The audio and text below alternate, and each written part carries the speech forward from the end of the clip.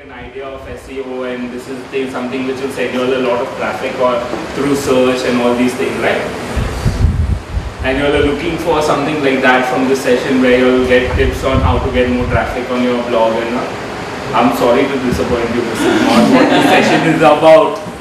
Okay, so this session is about, you'll get a lot of these blog tips and these tips of using these plugins, and you can do this with your WordPress blog, you should implement this, and all those things.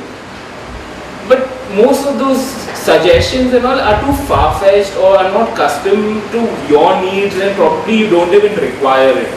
Alright, so what I'm talking about is popular plugins, what are the basic options they have, what I like about them and why I use them, and these are some things which will like sort you out. You need not go into the realm of like exploring all these fun-do things of image optimization and all these next level things, advanced section in all-in-one SEO or advanced section in Yoast, or get the Yoast Pro and do that. So this is where this session is going to be about, what this session is going to be about. Alright, so I'll start. By the way, I'm Gounder on Twitter, so if you all want to... Gounder is my last name, it's nothing bad or double meaning.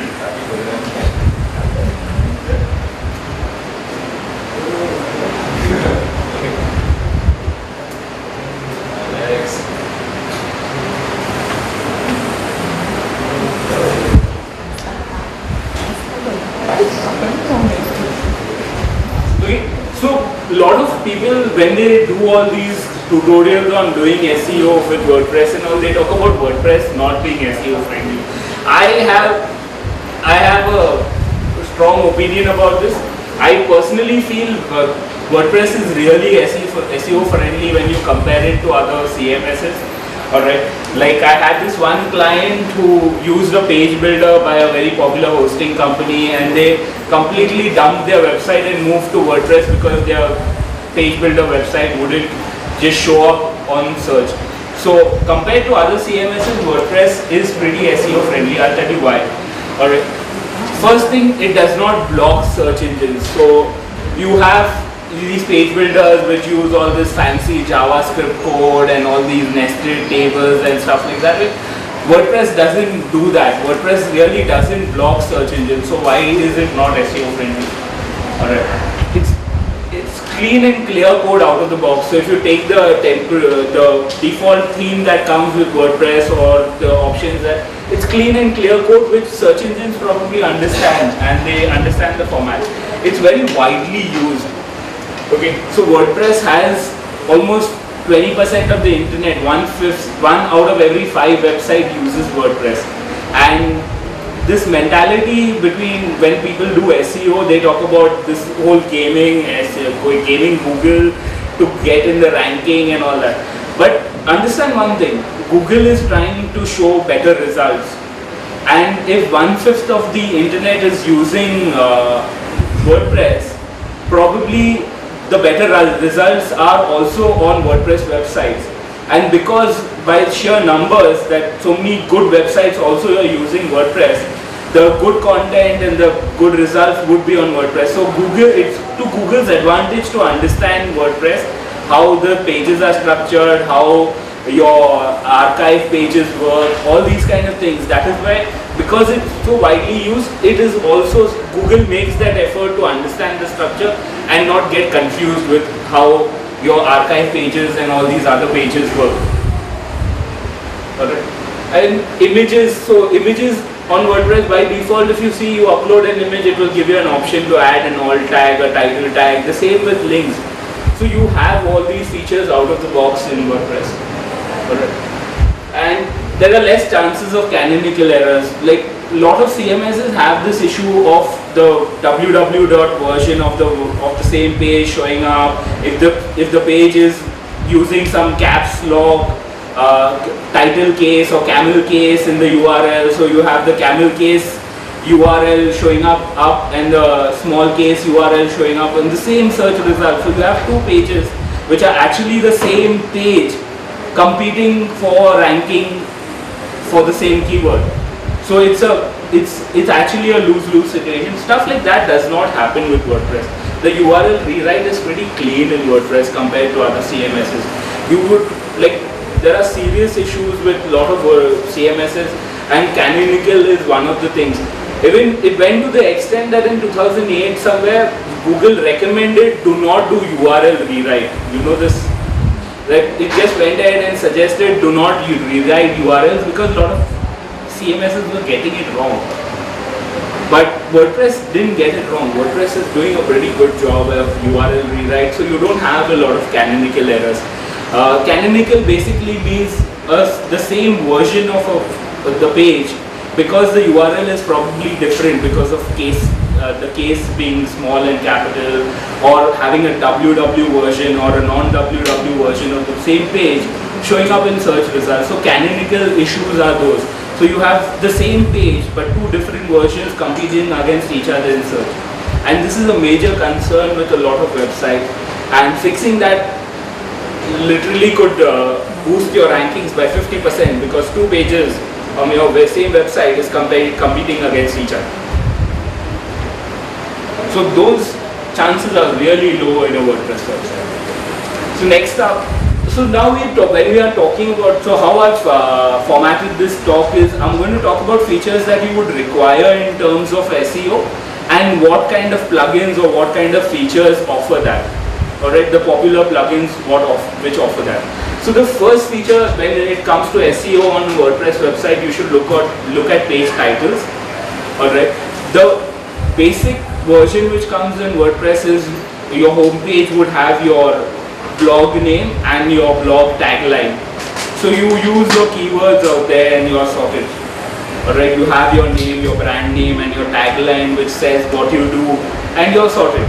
But if you want to go to the next level, you can use page titles and meta tags. Alright. So when page titles, I'm first talking about Genesis framework. How many of you all have heard of Genesis framework? Alright. So if you all have not heard of this is one of the popular WordPress frameworks available. It's a paid framework. But what they talk about is being an SEO friendly framework. So you use Genesis and it will make your WordPress website SEO friendly. Alright. So when you talk about SEO, I thought we should mention Genesis because they harp on the SEO part of it. So what does Genesis offer in terms of page title? They give you a simple title option with each post or page, whatever custom post type also, they offer you a simple field to add a title and a meta tag.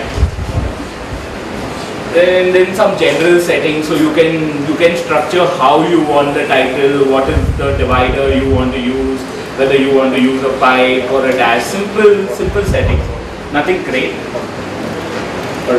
Then the second one which allows you page titles is all-in-one SEO. Now all-in-one SEO also has a general settings. So they use these shortcodes which are your page title or your blog title. So whatever titles you've used on your page and what title you have for your website, you can integrate them to make a nice longer page title. So you can have these nice schemes set up. So all-in-one allows you to make that. Other than that, if you don't like the scheme for a certain page, a page is more like specific. So this all-in-one gives you like this long page of where you can set up for the home page, for the post page, for the inner page, for your posts, for your categories. You can set up all these different settings. So it's all in one single page. You need not like go and set it up in different sections. But it's very cluttered. I don't like the UI of all-in-one SEO. Yeah, some people might like it for the fact that it's all there in one space, but but the fact that it is all cluttered irritates me a little. So you prefer yours to all-in-one? Yeah, at least in this feature. So so you have all these all-in-one settings, but you need not stick around with a scheme. So if you go to a certain page or post, you can always go and edit the title. So you need not this. So if you think a certain page needs some extra title or a different kind of title, you can go ahead and do that. You can overwrite it. So it allows you that. And there are some, I have noticed some compatibility issues on all-in-one SEO. Some blogs, some themes, or some plugins block all-in-one SEO. It doesn't work sometimes. All of that. So at that time, I go ahead and I use Yoast. Yoast also has a general settings page. So it has a very nicely divided general settings page where it's tabbed every part. So you have your pages, posts, categories all there on one section, but it's all nicely, neatly tabbed. And you have the same scheme kind of a thing which is there in Yoast, in all-in-one SEO. So Yoast has that. Alright. The UI is nicely, neatly divided, and it allows you to override on a post. So this is what you would require in terms of titles and meta tags, and I think Yoast does the best job amongst the three. Alright. So the next part in terms of SEO that you need to look at on your website is the Roberts meta tag. Alright. Roberts, basically what they do is they tell search engines what to crawl and what not to crawl. Mostly people use it to tell not to crawl parts. What to crawl, you want everything to be crawled unless you don't want it to be crawled. Alright, so you are using the non-crawl options. So roberts.text is a meta tag which can be used on the page, or it's a roberts.text file you can create. So mostly these frameworks and your tools give you meta tag option where you can have it on a specific page rather than a separate file. Alright. So Genesis allows you to have Roberts meta tag. So they have no follow, which is you don't want the search engine to follow that page. That means go through all the links of that page. They have no index, which is do not index or save this page. No directory, no dir. No dir means you don't want to use the description that is there on Yahoo directory or open directory. There was this old directory which from where the description used to be pulled. So if you don't like the description which was there on these directories, you can select those options out here. Alright, there is a no Yahoo directory or a no open directory. All of these options are available here. And on an individual page also, so you need not like set it up at a global level for all pages, all posts. If you think that you want to set it up for a specific post or page, you can go ahead and just block that one specific post. This is allowed. And Genesis does a really good job. So if you just need your title tags and meta tags and you think that this is all you need, so just use Genesis and put the title tags and meta tags and use this option. I like how Genesis uses it very cleanly. All-in-one also allows you to apply these settings globally. Then on individual posts also they allow you to block it. So almost all the plugins that you are talking about in terms of SEO, these are basics and these are something that they have. So individual posts.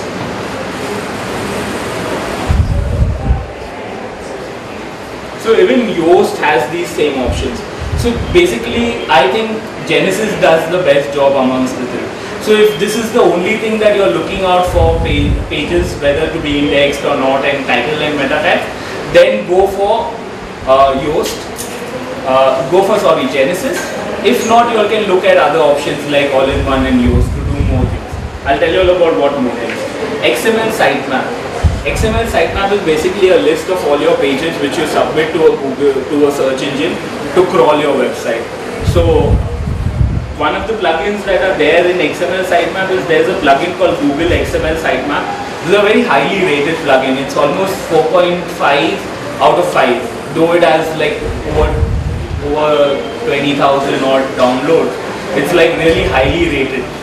Like no one has said a lot of bad things. There are barely like 1% or 2% of bad reviews for this plugin.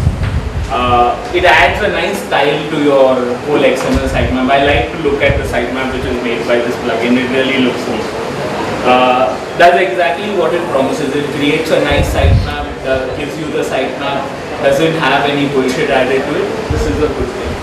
And it gives you an option to add non-WordPress pages. So you can add these URLs which are part of, say, probably an static page or a offer page you made which is outside of your WordPress site and you want it to be in your XML sitemap, you can add that.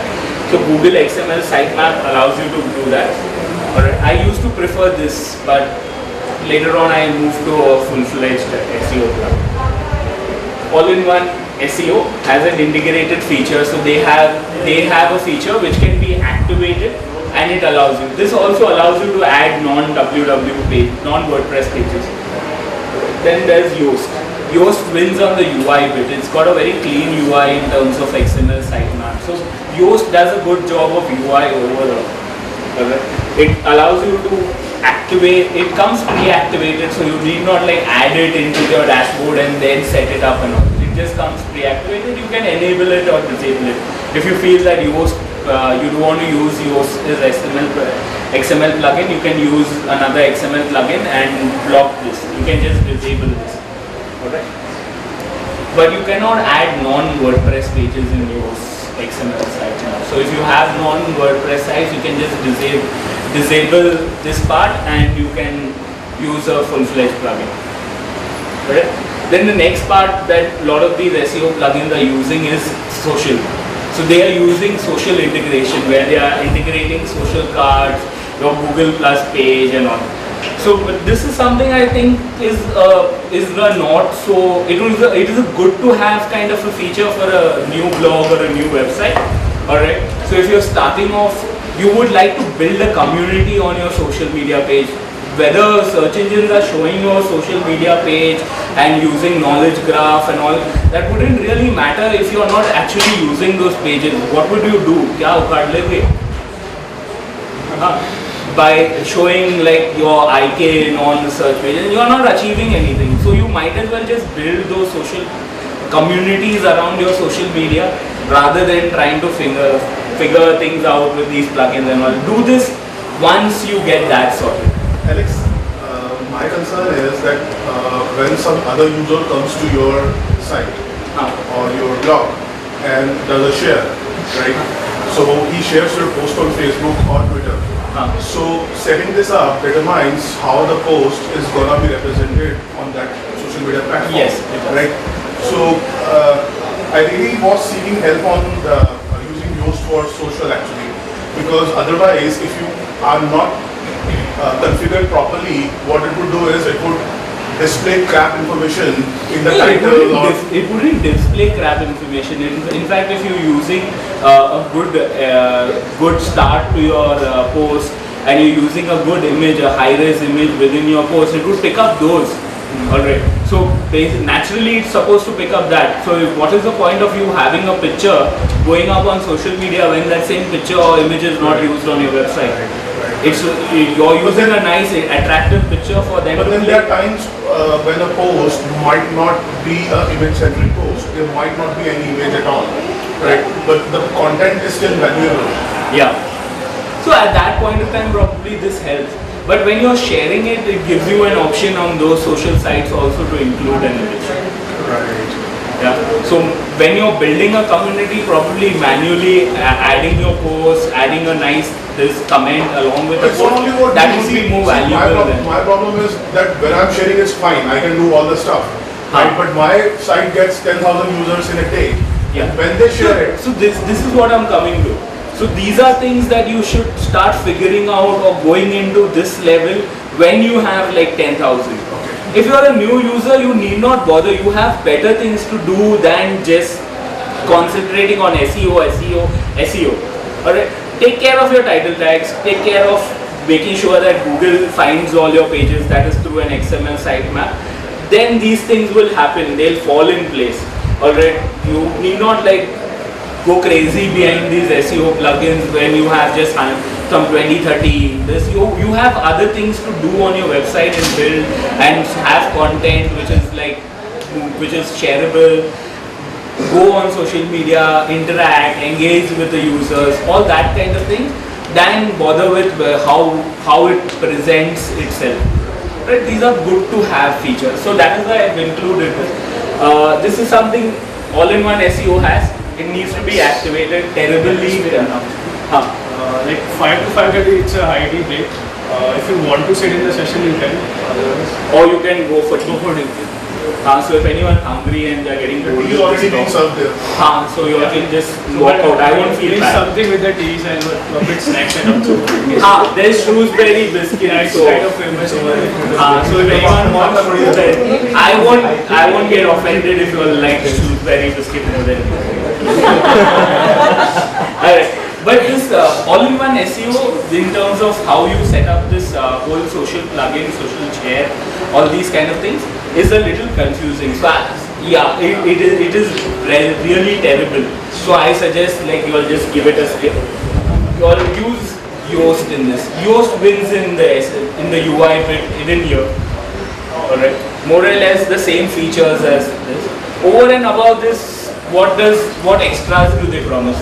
All-in-one talks about a bad bot blocker. So if you are like looking at what are the differentiator between these plugins, they have this bad bot blocker. So someone was talking about getting a lot of traffic and they wanted to use, you were in the morning, you were talking about how to block all these bad traffic. So probably this plugin would help you, but not at the scale that you wanted to.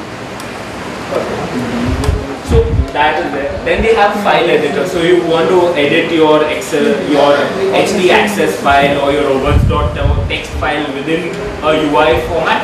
It has this also as an add-on. Then they have an importer-exporter feature. This would be pretty handy if you are like moving websites or you have the settings saved somewhere, you have a staging website and you want to move here, all those kind of things. They have that. What does Yoast have additionally? They have a bulk editor. So you can like click on bulk edit and you can edit multiple page titles and tags in one single UI kind of. So they have a bulk editor which is one of their extras. They have breadcrumbs. Breadcrumbs are basically links to where you are on the website. So you're on the team page which is below about. So it will allow you to add breadcrumbs on that team page to say home about us / team. So you can have these nice breadcrumbs on top on your website using the plugin. So it has this in there. And this has a RSS link injector. What does this do? So suppose if you have a 10,000 visitor website with a lot of posts getting generated and somebody is picking up your posts and using it on their website, and so you can use this RSS link injector to inject your own links into your RSS feed, so that those guys have their posts are filled with links back to you. So it's like you can without using some bad language, alright, you can screw over the guys who are stealing content from you. So they have this. So this is a nice feature that Yoast has. But doesn't Google penalize the ones copy skipping all that? I mean, but that is part of an algorithm. It might take effect or it might not take effect, but you want to take some revenge and show that you're like the original in this. You're the big daddy of this content and you want to get back. If they also use this, you will be the But they are using it on their side. No, before that they are just blindly copy pasting whatever is coming from the RSS feed and just removing the link back to your title. So the title of your post is what has a link back to you. So they are removing that part. So these guys will inject links in between the content to say this was first created here. Something like that you can do using that. So the next part is permalink cleanup. Someone is copy pasting in Notepad and then pasting it. If they are manually pasting, you can't help it. But this is to get back to guys who just steal content using bots and using scraping software, which is which happens a lot with a lot of people. So, but Google Panda got to them and all your new algorithms got to them and they are now very out of business. Okay. The next Yoast extra feature that they have is this permalink cleaner. So your permalinks they talk about these stop words. Stop words basically in English mean words which are just there. They are like fillers. You could probably remove them from a conversation. So these stop words are there in your permalink. They could be like to, on, about, and all. There's no specific list of stop words, but Yoast has its own list which they created, and they probably use that as part of this tool, and they tell you remove these top words from your permalink, make your permalinks more cleaner. But I feel that it's not. WordPress does it by default. It doesn't really do that. So if you have in Mumbai, it will show in Mumbai. But if you see, if you do a lot of search for some, like say service XYZ service in Mumbai, the results for XYZ service in Mumbai or XYZ service Mumbai are different. Alright, a lot of SEO guys stopped putting that in between, and they started using how I rank for web design company Mumbai. Okay, but if you put the in Mumbai part, the search result is different. So I seriously feel that this whole thing about stop words is a little blown out of proportion. Alright, use this if you feel like and you think like, no, I need to optimize more, kind of thing. Basically, my whole mantra here is don't get into this optimize no kind of a game.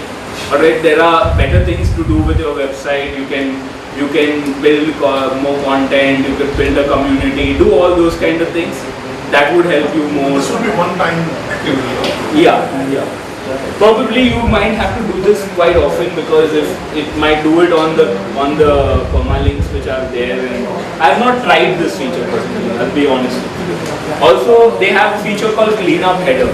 So you can remove all these meta tags in the header, like your short link URL. You have all these extra tags which WordPress adds, like your FBN code, FBN tags, all these kind of tags. This will clean it up for you. So if you feel that you need not have all of that data, then it will clean up. But I think that data gives a lot of information to Google and to search engines. So I think that is not something that you should be doing. Conclusion. In my honest opinion, if you're just using Genesis, then use Google Sitemap. That should cover you. Alright, in terms of having a sitemap plugin, Genesis will give you the title tag. If you are not using Genesis, use Yoast. Alright, just use Yoast. Alright, but use it with the title tag and XML options. Use this first and then go on to the next level. Build on slowly. Don't jump into it directly. You have a question. Yeah, you're really badmouth all-in-one SEO. So I'm just asking, what does all-in-one SEO have a better off with Yoast? All-in-one SEO, I used to personally like all-in-one SEO. I used to use all-in-one SEO till the point that they started adding all these new features, and they had this. They moved up the whole all-in-one SEO option to like right on top. Till that point of time, I was using all-in-one SEO. Then I saw that these extra features were just being added, like simple things like which I don't like is they have an option. They have a question mark. Normally a question mark or tooltip is put to tell you what that means. Here they will give you a tooltip to tell you that click here to go to the documentation. It's a little more marketing. So at least tell me if it might be one line, just tell me, no, why do you want to send me to a documentation? Things like this are like really irritating in all-in-one SEO, and it's all just one long page of, you might scroll down and you might just get lost saying, oh, where was I? Did I finish this setting? Or did I finish? It's just confusing at times.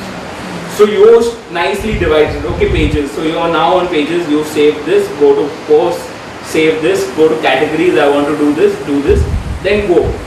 Then come to this section and do these parts. All-in-one SEO, it's all in one page. Probably they should rename that plugin. Yeah.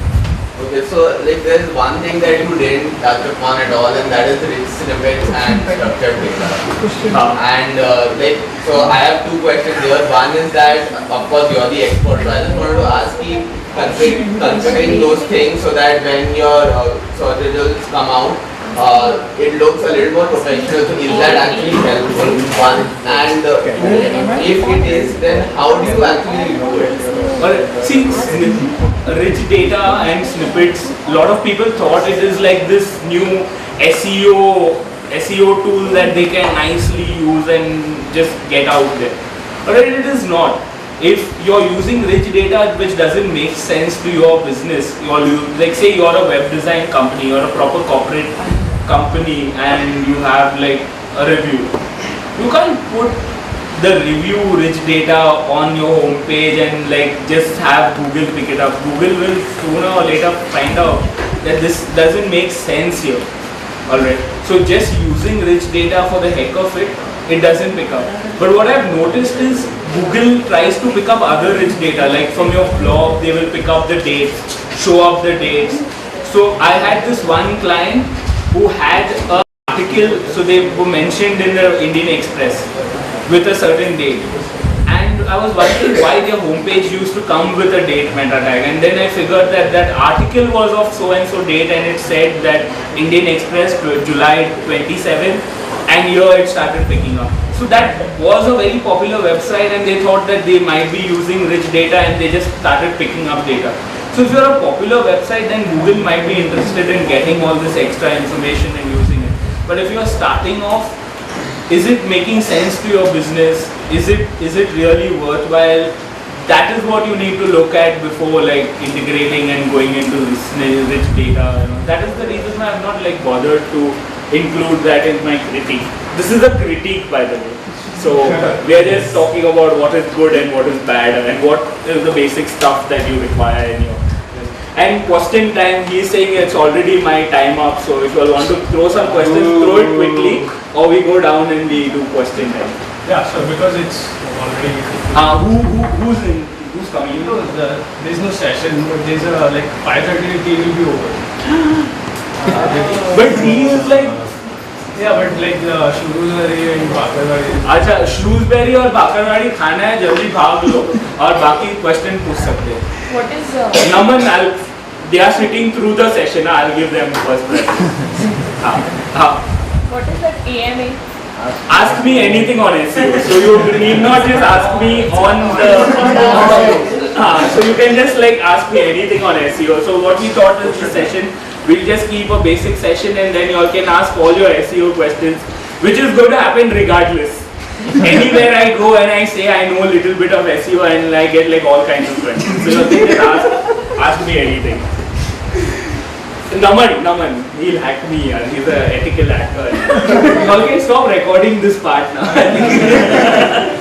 Okay, the first thing I just like few days back I get a message from Google Webmaster that we can't access your CSS. And we need that access to just have a look at your robot text. Yeah. And second thing I want to ask you is one page template affects your SEO, because basically when we search some terms of like XYZ website, so it shows kind of a tree. There are different pages like about us, contact us, and different kind of pages. Yeah. But in case of one page website, it never shows as a tree. So it affects your SEO and the so what you are talking about is this CSS part. They did some time back, like a month back, a lot of websites got that kind of message. I think it's a false positive and they just send out a message to a lot of people. If you're actually blocking CSS, then go ahead and unblock CSS, let them crawl through it. Let them crawl through your JS, you have nothing to hide. Basically what happened is the WordPress has this issue with the directory thing. So if you can like directly include XYZ website, -wp include, so it shows our directory and all the files. So what I did, I hide the directory. Okay. So I guess in that case CSS would Your CSS also got blocked in that case. So what you could do is probably you can put your CSS in the robot.txt, the full URL and say allow. So how you have disallow wp include / you can have allow in your entire CSS URL and they were solving the problem. Google sees your CSS and figures that you are not trying to hide anything from it and trying to put some keywords or injecting keywords or anything like that. And they're all cool. All be happy. It will be a win-win for all. But the question is, in case of SEO, why CSS? So CSS is one, that part we've solved, so you can do this robots.txt allow. Alright. In terms of one page, so what you are talking about is what they call site links. So you have a website. Google tries to figure what are the important pages of your website. So if someone is searching for your brand, correct?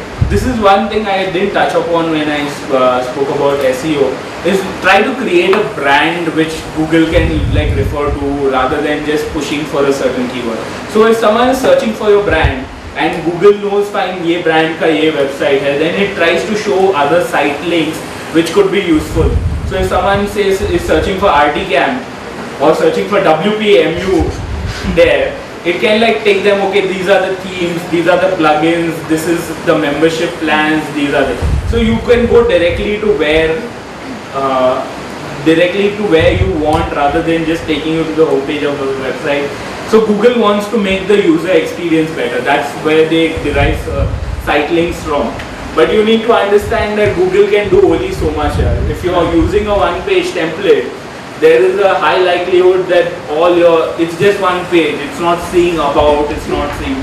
So when you decide to do a one-page template, you need to live with the fact that Google will see only one page of your website.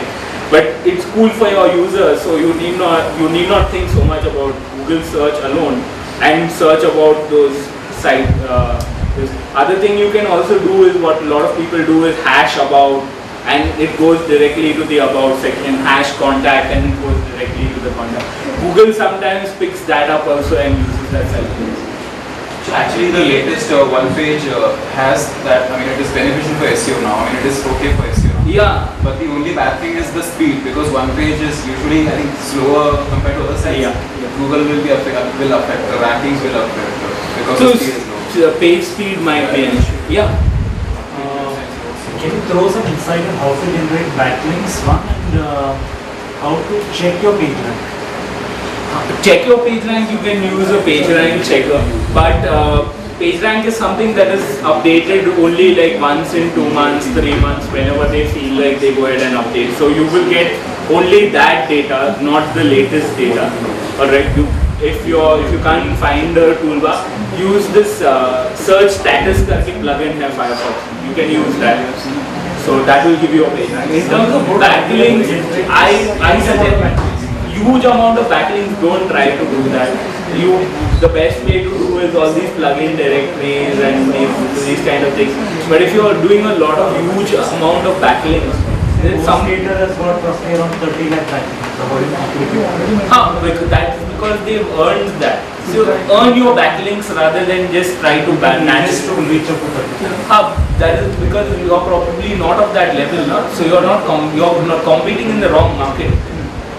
You should probably compete with NameSmart. NameSmart is my hosting company. You should try to compete with me rather than try to compete with a host game. Just asking in general. In general. For any customer. So any product. So try to be in your market and try to earn your backlinks and through PR and have people write positively, do activities, build websites. All those kind of things. PR is something which is good actually. Yeah, it is really good. Any In good fact, site you can suggest for people, which is free. no, I'm not talking about doing PR in terms of doing a press release shoot and like multiple page websites taking. I'm talking about doing actual PR, which is public relations, where you're talking to journalists, you're talking to bloggers, and telling them about your product, and in return they're writing about you. Alright, I used to work at this website. It's a gaming website, gaming company website. We used to rank for keywords like PS3, buy PS3 games in India. Right? Anything, any PS3, any games, any city name, we used to rank. Why? We never had backlinks. I never bothered to. We were 3-man team here. We never had the time to do backlinks, but we did a lot of PR. We got mentioned by Tech2, all these blogs. Whenever they talking about gaming, they were talking about us because we had the products. We were talking about games. We were giving them all that information. Alright. A lot of times these guys want to write about that content and they don't have a source. So if you are going to inform them about these products and this, give them good information, give them product fact sheets and all, they would like to write about that in their content. So using that and going ahead and doing that, or talking or becoming an expert in your field, would give you that kind of, you can earn your backlinks that way, and probably you will go on another level because you are earning a lot of goodwill beyond just your SEO part. Yes. How to deal? There's a session next time. So we'll take this last two questions and we'll get done. We'll take it around 3 Or we'll take it offline? Yeah, sure. Let's take it offline. This will be better. Because